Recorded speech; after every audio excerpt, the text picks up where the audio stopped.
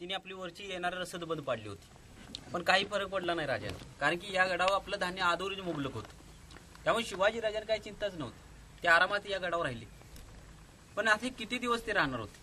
सिद्धीचं म्हणणं होतं राजे शरण आले पाहिजे, पण राजे शरण गेले नाही. 4.25 महिने ते या गडावर राहिले. त्यावेळी पावसाचे दिवस चालू झाले. तसं या गडावचा सगळा धान्याचा साठा जो होता हा सगळा संपत गेला आणि त्यामुळे या गडावची रसद संपली. तरी सुद्धा तळातून सिद्धी हलाय तयार नव्हता. संकट पडलं. शिवाजी राजांनी हा पन्हागड सिद्धीला द्यायचा निर्णय घेतला, की धान्य संपले, लोक उपाशी राहायला लागली. पर्यायी मार्ग राहिला नव्हता. त्यामुळे राजाने विचार केला, आपल्या लोकांना एक गडावर किती दिवस उपाशी ठेवायचं. हिंदवी स्वराज्यावर संकट आलं. दिल्लीहून मुघलशाही महाराष्ट्रात शिरायला लागली. म्हणून शिवाजी राजांनी पन्हागड सिद्धीला देऊन टाकायचा विचार केला, पण काही उपयोग नव्हता. राजे जर सिद्धीच्या भेटीसाठी गेले असते तर सिद्धी राजांना माराय बसला होता, हा किल्ला घेण्यासाठी बसला नव्हता.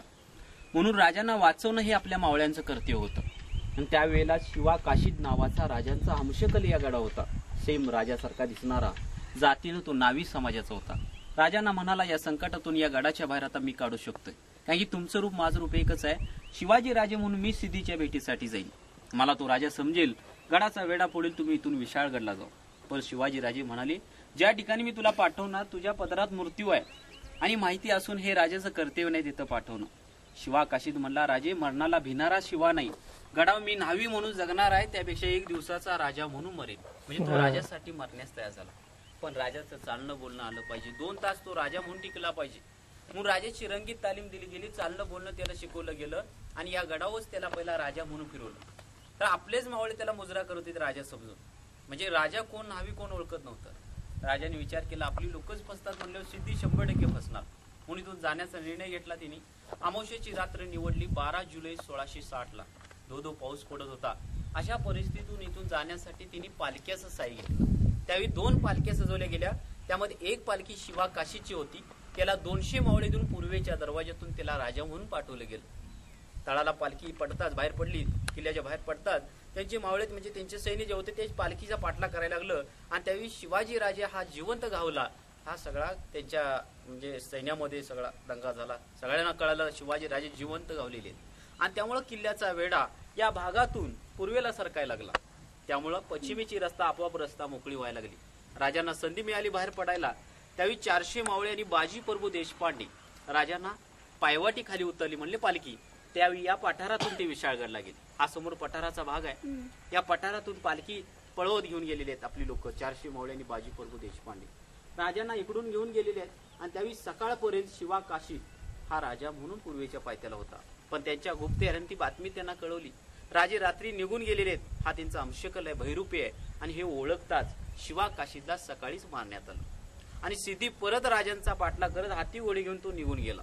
त्यावेळी आपल्या लोकांनी शिवाजी राजांना 30-35 किलोमीटर पालखीतून पळवत नेलं होतं, पावसाचे दिवस असून. आणि एवढ्या लांब जाऊन काही उपयोग झाला नाही. त्यांच्याकडे हाती घोडे होते, ते अंतर काटू शकले. त्यामुळे परत राजांना वाचवायची वेळ मावळ्यांच्यावर आली. म्हणून राजांना वाचवायचा निर्णय घेतला बाजी प्रभू देशपांडे सेनापती. इथून गेल्यावर 42 किलोमीटर एक गोडखिंड नावाची दरीतनं घोडा जाणारी रस्ता होती. या खिंडीत पालखी थांबवली गेली. राजांना बाजी म्हणाला, राजे खिंडीतून आता तुम्ही विशाळगडला जावा. या खिंडीत आता आम्ही थांबतो. जोपर्यंत तुम्ही विशाळगडावर पोहोचत नाही, 3 तोफेचा आवाज देत नाही, तोपर्यंत बाजी या खिंडीतून एकही शत्रू सोडत नाही. पण राजांना माहिती होतं बाजीचं मरण होतं. राजे म्हणाले, बाजी तुम्ही इथं थांबला, तुमच्या जीवाचं भर वाईट होईल, तेवढं होतंय तेवढं आपण जाऊया. पण बाजी म्हणला, नाही. बाजी तर एक बाजी मेला तर उद्या 1000 बाजी मिळतील, पण आपल्यासारखा राजा गेला दुसरा राजा जनतेला मिळणार नाही. माझ्यासारखी इथं लाख मेले तर चालेल, पण लाखाचा पोशिंदा जगला पाहिजे. असं म्हणून राजांना तिने विशाळगडला पाठवलं. बाजी खिंडीमध्ये थांबला. बाजीचं वय 53 वर्ष होतं. हातामध्ये एक तलवार 15 किलोची होती. त्या 2 तलवाऱ्या बाजीच्या हातात होत्या. बाजीची उंची होती 6 फूट 7 इंच. एका वेळेला तो 14-15 भाकरी खाणारा माणूस होता. आरबाट ताकद अंगात होती, म्हणून तो खिंडीत 6 तास लढला.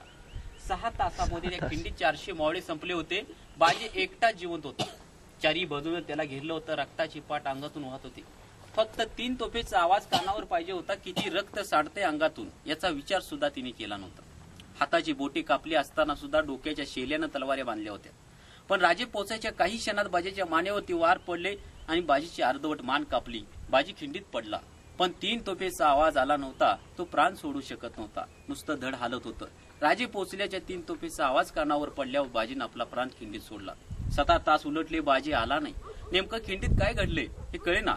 म्हणून तिकडचे मावळे घेऊन राजे त्या खिंडीत परत पोहोचले. पण तिथं सिद्धी नव्हता. सिद्धीने 3 तोफेचा आवाज ऐकून पन्हाळगड येऊन बसला होता. फक्त तिथं रक्ताची पाठ दिसत होती. 400 मावळे आपले संपले होते. खिंडीच्या तोंडाला रक्ताच्या थारोळ्यात बाजी पडला होता. राजांनी विचार केला, या बाजीला मला वाचून मी त्याला राजकारभार देणार नव्हतो, किंवा तो आता जिवंत असता तर मला वाचवलं म्हणून मी त्याला धनसंपत्ती देणार नव्हतो. आणि या कुठलाही बदल मागचा उद्देश नव्हता. तरी सुद्धा या बाजीनं आपल्याला या ठिकाणी का वाचवले? फक्त हिंदवी स्वराज्य महाराष्ट्रात राहावं, त्याचा राजा जिवंत राहावा म्हणून आपल्याला वाचवले. त्या मावळ्याचं नाव त्या खिंडीतून जाऊ नये म्हणून त्या गोड खिंडीला बाजीच्या रक्तानं पावन झाली म्हणून पावन खिंड असं नाव दिलं. ते इथून गेल्यावर सर 42 किलोमीटर, त्याच्या पुढे विशाळगड 65 किलोमीटर. आता चालत जायला 3 दिवस लागतात. पण त्यावेळच्या लोकांनी पालखी घेतलेली आणि ते पळत गेलेले. दरी खोऱ्यातून ते पळत होते. 28 डोंगर पार करून विशाळगड. 3 दिवसाचं अंतर आत्ताच त्यावेळच्या लोकांनी फक्त 16 तासात नेऊन पोहोचवलं. असे राजांचे मावळे पैशासाठी कधी लढले नाहीत म्हणून मावळे म्हणायचे. आणि आता सगळे डोम कावळे पैसे घेऊन मारणारे. इकडून निघून गेले, तुम्हाला दाखवले ती पायवाट राजदिंडी मार्ग, त्या मार्गातून ती उतरली. हा सह्याद्रीचा पर्वत, सगळे सह्याद्रीचे डोंगर 3 दिशा म्हणलं दिसतात आपल्याला या बुरुजावरून.